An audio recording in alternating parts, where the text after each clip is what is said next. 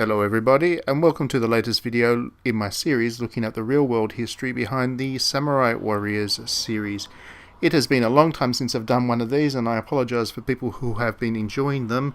I've been busy doing 1,000 other things at once, as per usual, so it is long overdue, and I thought I'd do a new video looking at one of the most dramatic characters, I guess, from the Sengoku period. And certainly he was responsible for the single most dramatic event that happened through the period.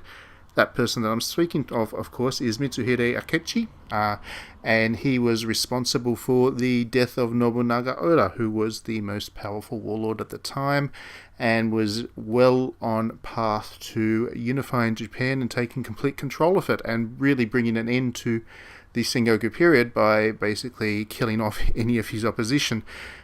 He was very close to having achieved that until Mitsuhide Akechi actually betrayed him, and the incident took place at Honnoji, and from that point Nobunaga Oda either died in a fire that Mitsuhide Akechi lit, or he committed suicide, ritual suicide.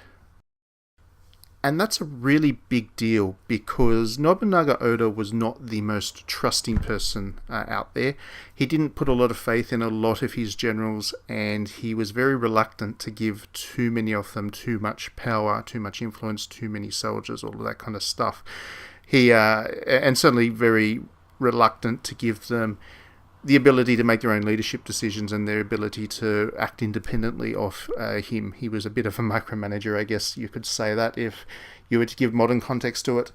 So Mitsuhide Akechi was one of the few generals that that Nobunaga Oda had a lot of faith in, along with the likes of Ieyasu Tokugawa and Hideyoshi Toyotomi, both of which who would become effective leaders of Japan in their own right. So that's the kind of level that we're talking about here.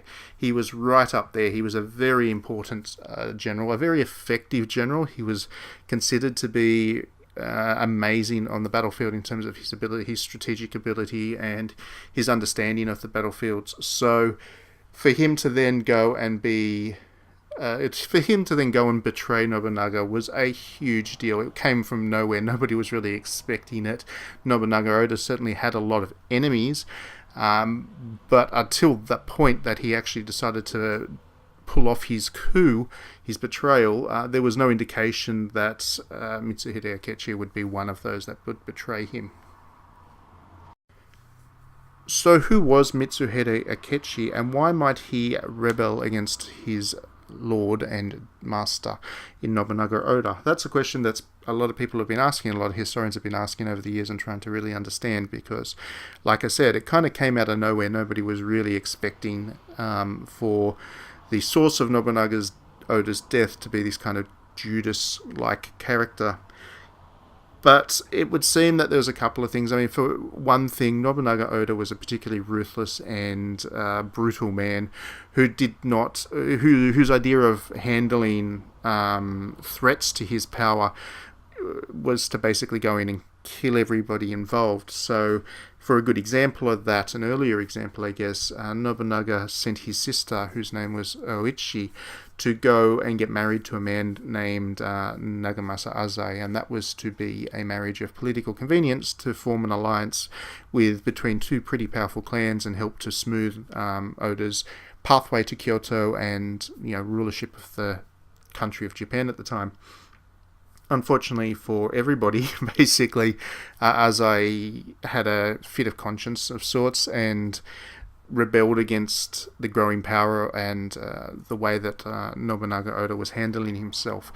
And Oda's response was particularly brutal, especially considering his sister was actually there in the family, and they were obviously not in alliance anymore because they were at odds, but there was that connection there. That's an example, and Mitsuhide Akechi would have seen that in full force and would have been there as part of that.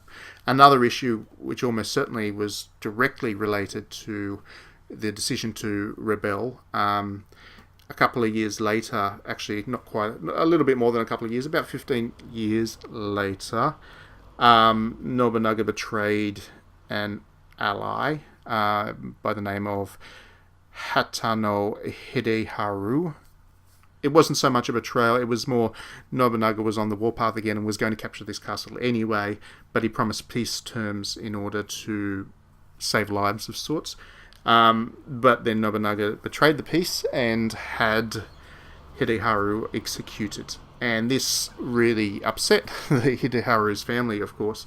So what they did was they actually they murdered people that were important to Akechi Mitsuhide. I can't remember exactly what. I think it might have been the aunt, if not the aunt, the mother, a very important figure in Akechi's life. And that was a kind of the catalyst to really start the degrading of the relationship between the two. The other thing that Akechi had to keep dealing with was Nobunaga Oda would insult him. He would insult basically all of his generals, but Akechi, for whatever reason, got the brunt of the insults, and that was hard for him to handle as well. Which brings us to the coup. So the coup was able to happen because Nobunaga Oda had sent his key generals in a couple of different directions to fight threats further away from Kyoto. So he consolidated his base of power in the middle of Japan, and he was now looking to start to tame the more fringe parts of the country. So he sent one of his generals over to the east, the northeast, to deal with the Uesegi clan. Having already dealt with the Takeda, the Uesegi was kind of the only force over that side of the country that was a genuine threat to Nobunaga Oda. The other side, he sent Hideyoshi Toyotomi, his most valued general, to deal with the Mori from the west. And he sent Mitsuhide Akechi down to the south to deal with another force. I can't remember exactly which off the top of my head, so apologies for that. But what happened was Mitsuhide Akechi decided in the middle of the march to turn around, head back to Honnoji, where a very defended Nobunaga Oda was, and basically force his capitulation and suicide, which is what they did. There's that famous quote that Mitsuhide kind of yelled out to his forces to tell them what they were doing, that the enemy is at Honnoji, obviously referring to Nobunaga Oda. So they did. They went back. They were successful in that coup, and Mitsuhide Akechi declared himself shogun, which is the military leader of Japan at the time. That lasted a very short period of time. He was counting on the Mori kind of really tying down Hideyoshi Toyotomi for a long period of time, allowing him to then consolidate his own power. But Hideyoshi was able to form a very quick peace accord with the Mori, and then force march his way back to Kyoto, or back to the center of Japan, to deal with Mitsuhide Akechi. And they caught up, and unfortunately, Mitsuhide Akechi was very poor at consolidating his power, so he actually suffered desertion of troops and a lot of withdrawal of support amongst the military families. So when that battle happened between Akechi and Toyotomi, Akechi had about 10,000 soldiers left, Toyotomi had about 20, and it was a fairly complete rout. Akechi actually escaped that battle, but what happened then was soon afterwards, he was actually killed by a bandit leader by the name of Chobei Nakamura. So that was the end of Akechi, or that's what people think is the end of Akechi. There's all kinds of stories that kind of float around that he actually survived and went into seclusion and lived out to a ripe old age and all that kind of stuff. But the likely story is that he was killed by a bandit, having been shogun for just 13 days.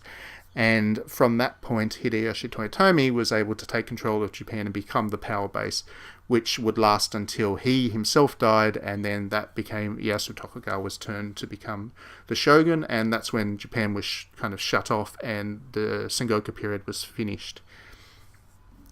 What I find really interesting about the way that Mitsuhide Akechi is kind of portrayed in the Samurai Warriors series is that despite being that kind of Judas figure, as I mentioned earlier, and despite being that kind of very hated person, because there was a definite betrayal there, and you're not meant to betray your leaders quite like that, especially when it obviously leads to their death.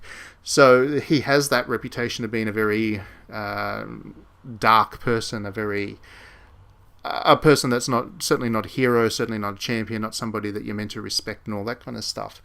What I love about the way that Samurai Warriors does it is that they're quite neutral about it. Obviously, the games don't pretend that he wasn't responsible for the rebellion. Although, funnily enough, in the case of the one that you're watching in front of you, they actually give the honor of the rebellion to another character, which is completely historically inaccurate. This is Samurai Warriors 4-2. But for most of the Samurai Warriors series, they do pin the blame for the rebellion on Akechi, as they should. But the point is, they're never judgmental about it, or at least they're not. They kind of try and portray the point of view that would lead somebody like Akechi to rebel, because the guy Nobunaga Oda was not a good person by any means. And that's kind of important when you look at history, especially really old history, where there are lots of details that we just don't know, or have been lost, or are very likely to have been altered by the historians at the time to suit one agenda or another. When we don't have that completely reliable source of information about what happened, it's really important that when we tell these stories, we at least try to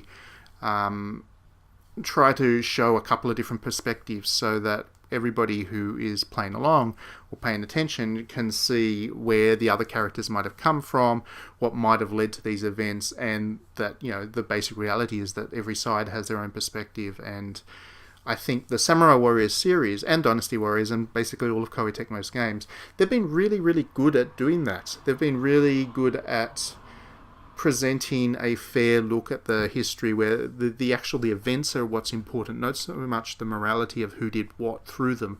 It's about that kind of historical record and giving you the chance as the player to come up with your own determinations about who was in the right, who was in the wrong, and put your own spin and understanding on the characters. So I find Mitsuhide Akechi through the Samurai Warrior series to be one of the most fascinating characters, and I certainly enjoy really playing with him with every new game that comes out.